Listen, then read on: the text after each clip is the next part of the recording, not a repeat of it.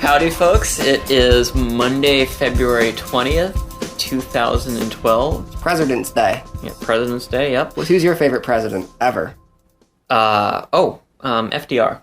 FDR. Yeah. Who's your least favorite president ever? Andrew Jackson. Oh, we have the same answers. Awesome. High five. Wow. High five. What do you know? We are not providing any kind of variety of opinion at all on this show. None. This is terrible. Whatever. This is terrible. Cheese and crow.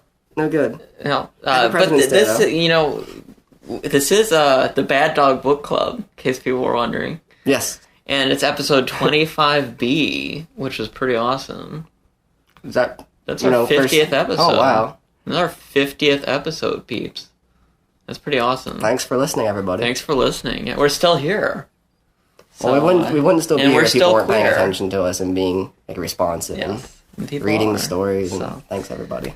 Yeah, so FDR, because there's so many reasons why FDR. Oh, don't write a love letter. I mean, come on now. Let's at least be respectful. Okay, well, I'll just say, New Deal, World War II, social welfare. There you go. All right. That's not a love letter. Andrew Jackson, that would be going against the Supreme Court and fucking over the Cherokee. And the American violating genocide. treaties. Right, yeah, just because he felt like it, So, oh, well. Yeah. Happy President's Day, everybody. Yeah. Madison would be one of my least favorites as well. Something I noticed the other day, first Republican president in history, one of the best. Yes. First Democratic president in history, one of the worst. So, hey, these things change. Gotta be independent. Madison, he's a good one. Pretty near Jackson, too, because his solution when faced with there is what is probably the First World War going on in between England and France, or Britain and France, the Napoleonic Wars. And he literally had to be talked by Jefferson and other people down from declaring war against them both. Wow. So, it was one of the most disastrous wars in U.S. history. Washington was burned and all these things did not go well. The invasion of Canada was repelled. Our biggest victory was right at the tail end of it after the peace treaty had already been signed. Won by Jackson, of course. But, it was a disaster from start to finish. And he almost declared war against Britain and France at the same time. That would have been pretty bad. Which would have been even worse. So, yeah, he's another one of my bottom votes. My favorite president... Buchanan's a bad one, too.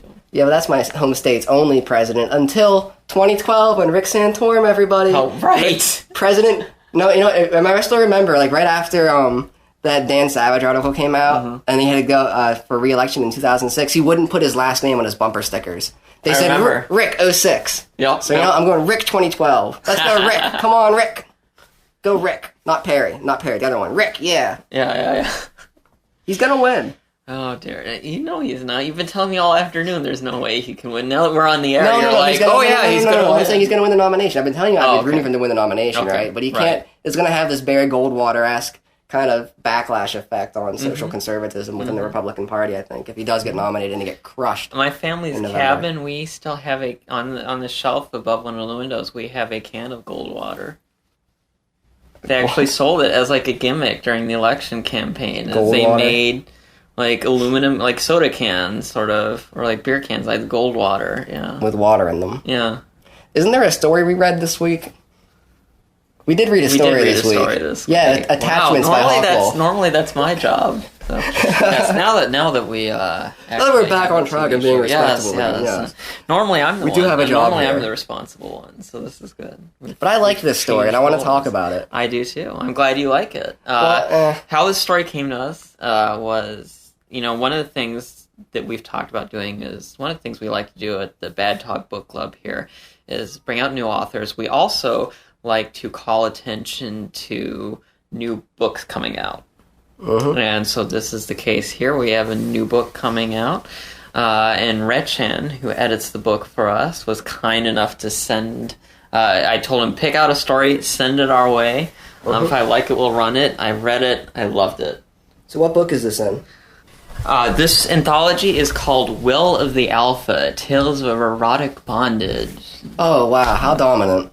Well, of course. I mean, it was a rather dominant story. Yeah, there's nothing wrong with that. Of course not, but I mean, it sounds especially dominant. I like it. I'm probably going to buy this book. It comes out at the end of this month, next week, actually. But I'm just saying, like, just listen to Will of the Alpha. Doesn't that sound like Triumph of the Will, something like that? I just want to sound like that horrible I was going to say it sounds way more like a trashy romance novel, like one of those torso novels, where you just have the person's enormous pecs on the cover, and like Will of the Alpha, and he's all like pecs, and she's all like pressed up against his chest, like pressed up against her hair waving in the enormous pecs. Yeah, I know what you mean. Yeah, so I like it. I approve. I think the title works for the story.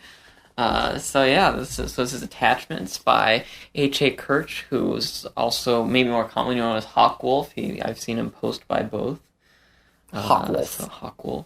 And he's sort of a leathery, bondagey wolf. And he has this great, like, dog sort of mask on his, like, Twitter profile and stuff. Which is so he does the gear stuff. He's big into the gear. Yeah, he does gear stuff. Okay, yeah, because we got a lot of gear in this story, too. That was the first thing I noticed was... Okay, we've done, I think, like, stories that have to do with domination and submission before. We never really addressed bondage. And bondage is, like, I think that's a primary way that's usually addressed in, like, most people's practical sex lives. Does that make sense? Is that they just... go to bondage. But we never really had all that much bondage and like gear fixation in our stories, have we? We haven't, yeah. Do you like the gear thing? Because to a degree, the gear thing turns me off. I like it. Personally, myself, we do a little of that. This is good. You own some stuff. Bun has his headphones on right now, so I can talk about this without getting in trouble. Goodness. Earmuffs. So, yes. But no, I mean, we do a little... Part of me, though, it's like, it's a lot of work, You have to, like, stop what... I mean, I'm... You have to treat the leather. I like to have sex. I don't really care either way. I mean, I like it in general, and so I like getting to that. And I was like, oh man, we have to stop and do all this work. And sometimes that's fun. And you have to get the motor started. Sometimes I don't... Replace the batteries, maybe. Exactly. Sometimes I don't want to do all the work. So it doesn't turn me off, though, and I like doing it sometimes. But we don't have, like, a huge, elaborate... we don't have anything hanging from ceilings or anything like that. We're a more... basic level of tying up and but bondage. What the story kind of represents is that to a degree, because that's what this guy's body is.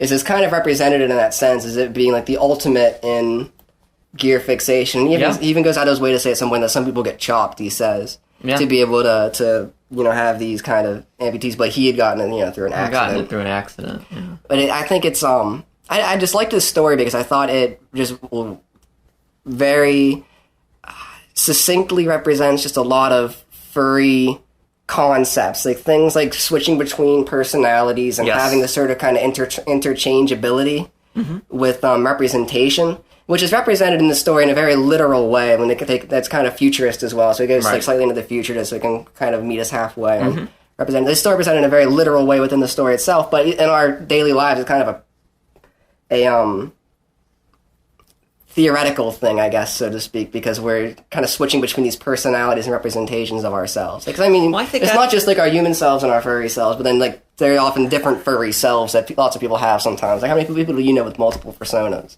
Yeah, I mean, there's that too, but I think one of the things the story talks about is not even in furry, but in general, one of the attractions of role-playing and then bondage on top of that, for a lot of people is this kind of opportunity to lose control and become a different person or be in a different mental space. I think there's and this story really it's a neat way to get to that idea in a story, I think, or to express this basic kind of concept of bondage and then to explain that in this particular way in the story. Well, sometimes when you're trying to get somebody to see something as something more than just what it is immediately, like see the bondage as something more than just a way of tying somebody's arms up, but more like a way of thinking about hierarchies and power positions, whatever. It can help sometimes to break it down to as literal and graphic a representation as you can, and a guy who is able to like be completely de-limbed by his partner and then redressed into a pony play outfit. Yeah, I mean, it's kind of hard to not be smacked with the metaphor in it or so. Well, right. Well, bondage is, I mean, it's the literal, tying up into the mental freedom. Mm-hmm. And this gets literally played out. What happens inside the head gets literally played out in this story. Right. Again. So yeah, it's a neat way to kind of show how this works. And I think it's applicable. It's a good way of explaining to people who may not have done a lot of bondage why this is appealing. Which I thought was kind of neat too. Okay, so you've done a lot of bondage, right? Some, anyway. If you've done some, you've done more than I have. Yeah. Then. Okay, explain to me why bondage is so great then. I think we just have. I think because it provides this mental space and freedom while you're in the moment. Tied up. Well, you see, I'm claustrophobic, so I think of that, and I just immediately panic at the idea of being there was restrained. a little of that in this story too. That's an issue that gets addressed in the story, and that it's kind of scary, but there is, I think, a little bit of provided you're with somebody you trust, there's a freedom that comes from giving over control to somebody else to that extent. Yeah. That you're no longer responsible, they're responsible for you. And in some ways, that's sort of empowering in this freedom in this moment. It gives people a sense of being carried or supported, I feel. Mm-hmm, mm-hmm. And I always kind of felt as if that was sort of an underlining in most religious messages that people missed, was this idea of people basically giving themselves up to a higher power that is, otherworldly. And it just fills in that space. It is a leather bondage wolf. Right. A leather bondage wolf. Yeah, well, some people might just be worshiping leather bondage wolf, and there's like an alternate furry, iconographic future religion. I don't know, whatever. But I think that's kind of maybe like, I think this is like a thing that people have been trying to fulfill in their private lives in a way, like, and you see that maybe just in church participation in past times, and maybe just in like a kind of a different representation in modern ways. It's represented as this kinky, weird domination submission thing. Now that you mention that, I think Leo's reaction, in some ways, it reminds me of accounts I've read. I mean, as you know, anthropology, and I've done a lot of anthropology of religion, and his reactions, aren't so different on some ways from people who are, caught by the spirit, who go into trances or speak in tongues. Yeah. It's not in control of your body. And when they're speaking, they're babbling, they're drooling, they're yelling. Leo's doing that. So Leo's basically a holy roller. And one of the expressions I read is it's like being picked up by God and thrown down, and you just kind of totally in God's power, and you kind of get thrown down in this ecstatic moment.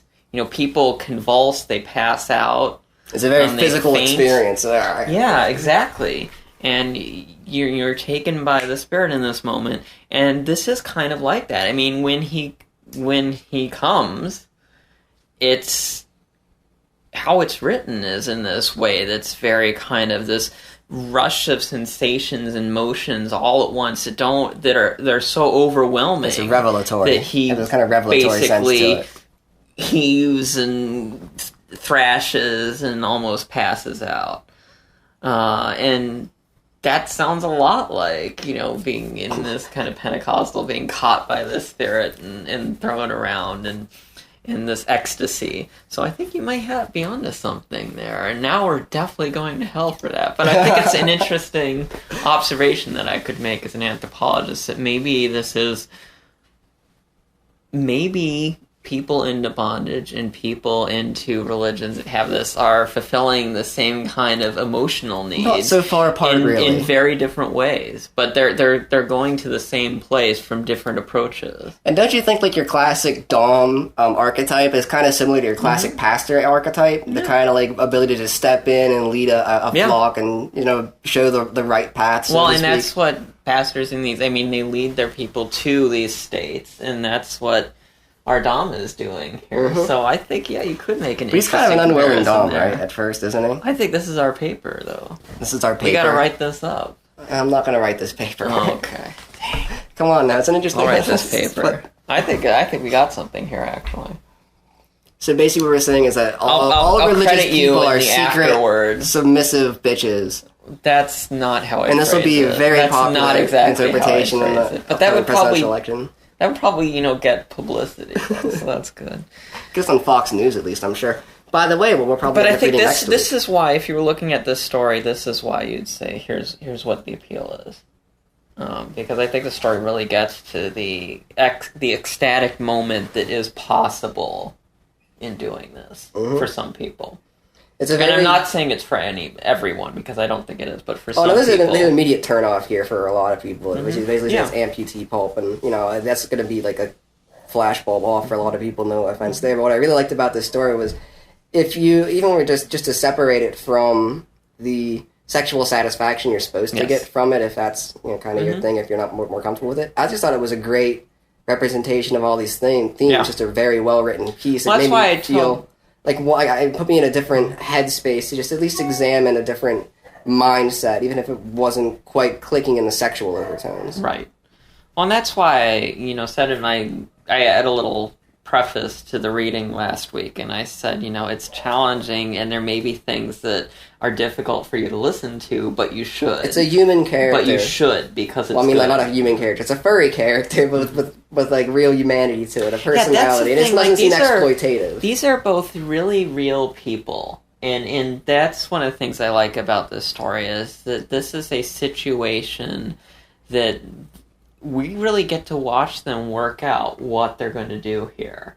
And they're not perfect. I mean, you could probably say, the best thing for them, or the healthiest thing for them to do, would be sit down and talk about what things mean, or something like that, which would be a terrible story. But it's a real reaction to kind of fumble through and figure this out as they go. It makes for a better story, but I think it's also makes them more human, as you said, or more real, because this is what happens a lot of the time, is that people figure these things out about themselves from jumping off the deep end and trying it out and doing it. Yeah, I tell you what, I would not trust myself to create such a respectable representation of something like this that was so, I don't know, I don't want to say out there, but just different. No, I think that's the point too, because as you said, there would have been a bridge in understanding. Is this amputation porn, which in a lot of ways is so it was definitely weird porn. and reviling, but right, it does it in a way that doesn't feel like it's exploitative. It doesn't feel like it's minimizing it. It feels like it's just a character that there are clearly people out there who are sexually active and missing limbs. Mm-hmm. This feels in a way that's natural and how could happen, as if these are real people. And as you said, not in an exploitive way, in a matter of fact. How would somebody negotiate this in the near future, when hopefully we can do these things? Yeah. And that's definitely a representation of problems that people struggle with today. Yeah. That's one of the other things I think that I like about the story, is that aspect of it makes it a hopeful story. Mm-hmm. I think, in a way, for anybody who... What's the future? And, they have these perfect replacement body parts. That, saying it, and saying, it's not perfect, but here are people that have worked it out. And so that kind of makes it a kind of neat and optimistic story about the future, with just on a small level. But there's so many ways to interpret that too, not just as someone who's missing a limb and is getting it replaced, but my partner went deaf due to chemotherapy treatment due to childhood cancer, and can hear because of a cochlear implant. Right. And even that, it's not like, I don't want to say it plays into our sexual life, because I'm oh, now you can't hear, haha, so sexy. But he'll take his CI off, and even that just changes the dynamic of what we're doing in bed, basically. Yeah. It's just a natural effect of,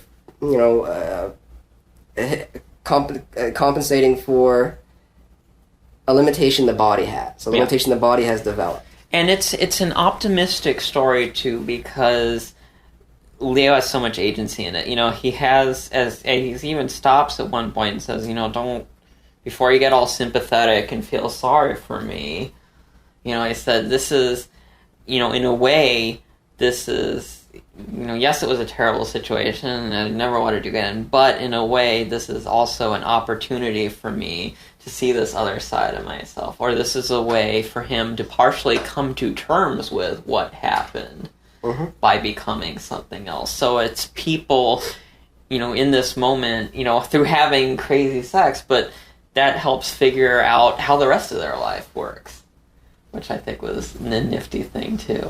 I think it's a good example of somebody coming to terms with maybe a medical issue and sexuality a part of that. And I don't want to pick on Alflor, but I think a much more tender representation than we might have seen in an example like a story like his, which just seemed like it was like a cold water effect, where the guy's still in the hospital, and there isn't really all that much of an explanation for what the characters' motivations are, and they seem kind of, you know, thin and unbelievable. But in this one, everything is just much more well and humanely developed, and it just seems like you're getting a much more intimate peek into maybe like a real life situation is being handled with proper care. Well, I think you've got two very, very different writing styles here between Hawkwolf and Alflor, where, and I like them both, but I would, you know, just these are broad characterizations, you two, so. So that's my vibrator. Yeah. So these are very broad characterizations, you two. No offense intended. But, you know, Alflor I see as somebody who, you know, in general has a cooler tone to his writing. You know, this is much more severe. Whereas Hawkwolf, his stories are emotional to the point of extreme sometimes. The emotions are often right on the surface and right on the character's sleeve, but they don't come... I mean, it works because the characters don't always understand what the emotions mean, which I think is one of the kind of real things about them. So I know you haven't read a lot of Hawkwolf stories. I basically read all of his stories, and sometimes they're a little tough for me to get through. But if he has kind of an overarching theme in his work, it's that people have to fight to learn who they are.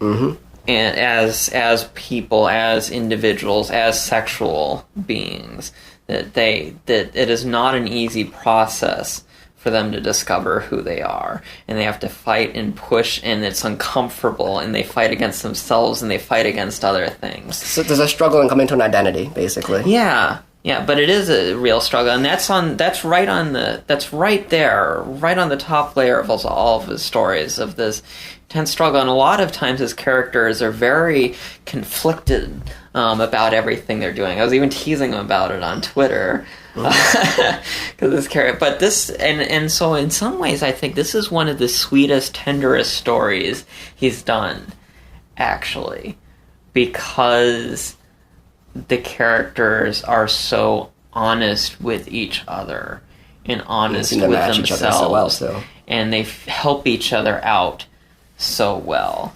And you know, they end up, I mean, the fox, you know, crying in the dog's arms, you know, and it's this moment which happens too if you've done bondage, as the endorphins have been built up by, you know, bondage or, you know, spanking or whatever, and as you come down from your release, as you come down from the moment, it leaves this sort of strange, in some ways empty, but powerful feeling behind, like which again goes back to the religious thing. Yeah, catharsis. Thank you. I knew it was gonna get there somewhere. Thank you.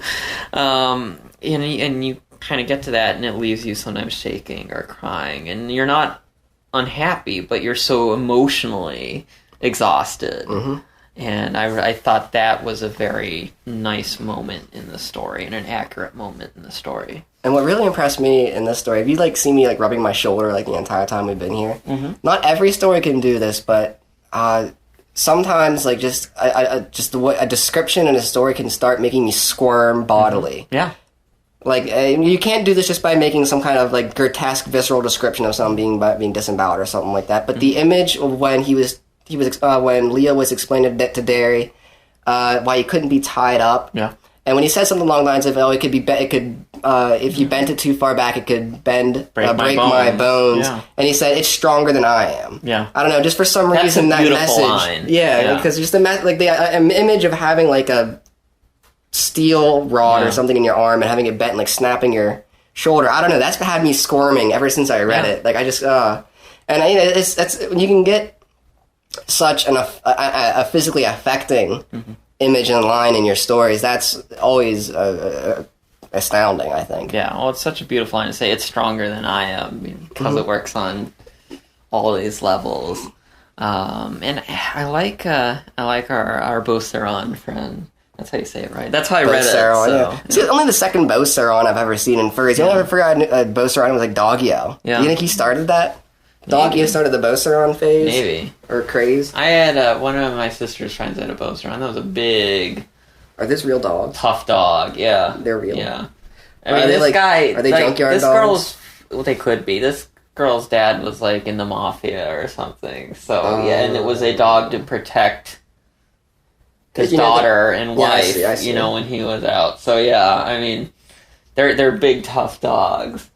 I like how he's trying to figure this out, and he's very human, too, because he goes from all in the same moment, he's horrified and fascinated. He has this line and horny. I think I'm handling this well. I think I'm handling this well, right? And I think he is, but he's... he probably is handling it well. I just think it's funny he is handling it really because he didn't run out the door, which, as we know from what Leo's kind of said, has happened before. So he really is handling a huge amount of stuff well.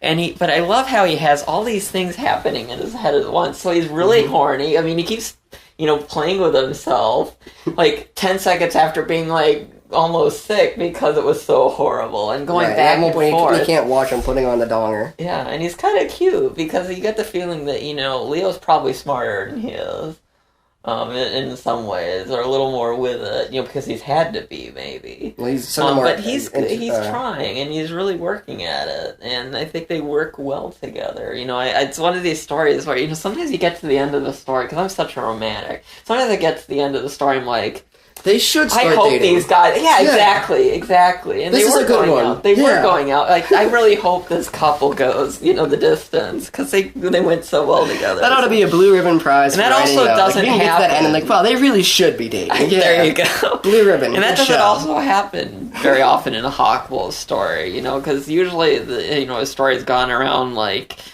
fucking people and then beating himself up about it later on. And that was a little rough. Sounds like Rick Santorum. Oh no. Rick Santorum's new erotic adventures. Yeah. Hawkwolf, forgive me for implying this, but it was a fun theory. What if Rick Santorum is Hawkwolf? Wow. Oh, in his super secret is he's a furry, and nobody knows. Rick Santorum, he's a leather bondage furry. That's why his pictures himself in the gear. What species do you think Rick Santorum is?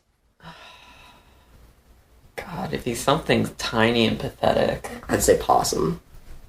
Possums are kind of cute, though. So he can be. Your furry character can be as cute as you want it to be, even if you are Rick Santorum. Okay. That's the beauty of it. All right, I guess you can have an adorable possum character. Anyway, well, I'm so glad you enjoyed this story because I read it and I was. And I'm glad to be back. Away. By the way, yeah. How was your vacation? No, it was a good trip. We hung out with Mom and Dad and my sister. I went skiing for the 4th and 5th times in my life. Good times. Up at Winter Park, and that's a big... it's a big resort up there, but that's where all the Colorado people go, basically. So, like the turistas, go to Vail and Aspen, and the Colorado people go to Winter Park. And you told me something funny about the Denver local news, and I think I want you to tell me that too, because I thought it was so funny. Well, when we were out there, Denver's a big city, right? It's like over 1 million people in the metro area, and it's the biggest city. Nation's largest. It's the biggest city for hundreds and hundreds of miles, so it's a very important city in the region. Mm-hmm. And their local news is the funniest. It's the like most backward.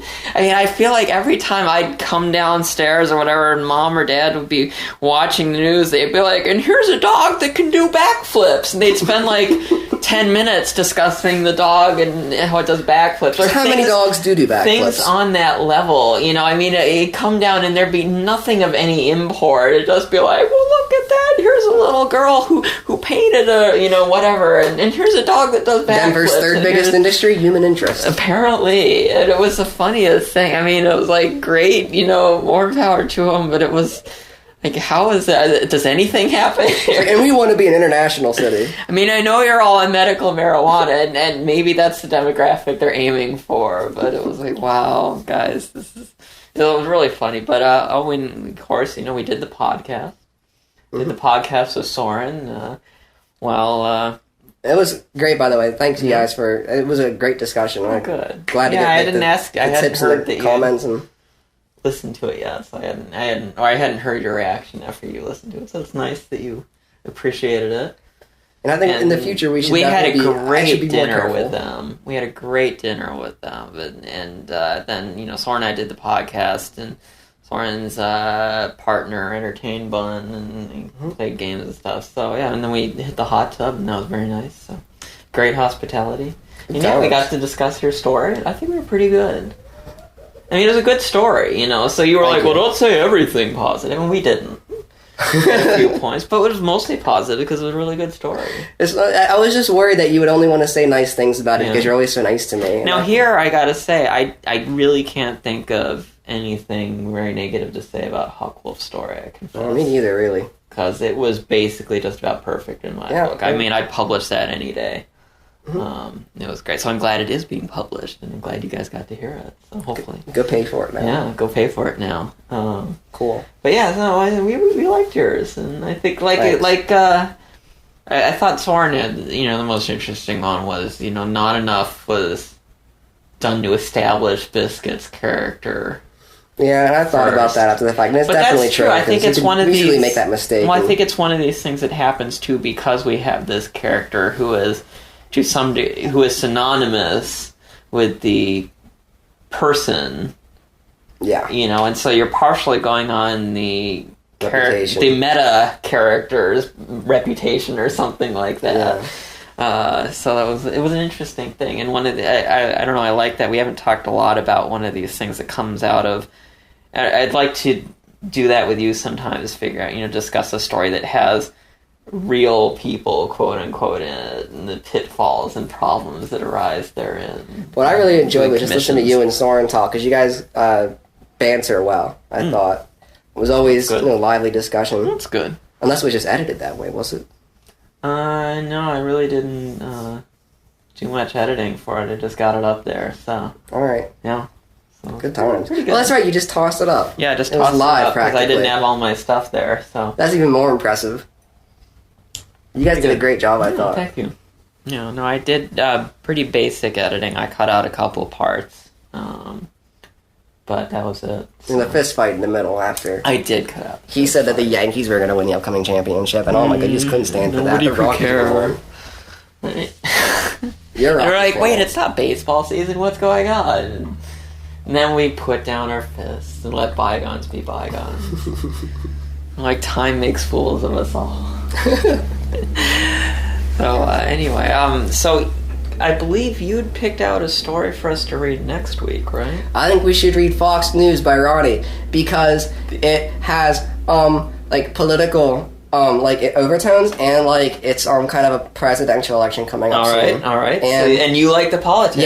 Yeah, I'm and reading Ronnie all about that. will harass us until we read it, I'm pretty sure, he will. Too. We're going to talk about Ronnie's awful reputation for Ronnie. Not taking... He gives such a hard time. He's he's going to be at Furry Fiesta. Alex Vance, a.k.a. Khaki Dog, our executive producer, is actually guest of honor at Furry Fiesta and is being flown out there. So he will be leaving for the States on Wednesday. Applaud for Khaki Dog. Applaud for Khaki Dog. So, we won't be there, but give him our best. Get him to sign your boob. Which? Either one, right or left, it doesn't matter. Which he'll do it. Just, go up with a pen and, pull down the top a little. Get him to sign your coccyx. There you go. Aren't you getting a fursuit? Fursuiters are the furry drag queens, basically. Yes. You're getting a fursuit, aren't you? I've got fur. I want to start working on it. For a fursuit. I do. Yeah. So I think that's going to be fun. So, Ronnie and Khaki have fun at Furry Fiesta. Khaki is going to be at Furry Fiesta, so you can't read Ronnie. So you said you might read it, right? Yeah, I'll read it. You want to read it? Okay. Yeah, I think... Did you read the story? I sent did. it to you a while ago. I thought you would like it just because it has this long monologue about sex and discourse and everything would be... Discourse. The D word. All right, bro. What? Discourse or dialectics? Which one's worse? Discourse. Discourse is worse than dialectics? Yeah. Discourse is the best. Okay. All right. So Foucault would be proud.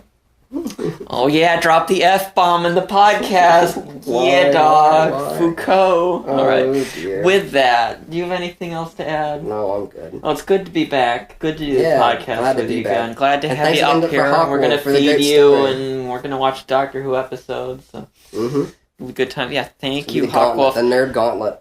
Hawkwolf. Awesome story. One of my favorites that I think we've done, honestly, on the podcast. So it was a perfect 25th episode. Nice milestone.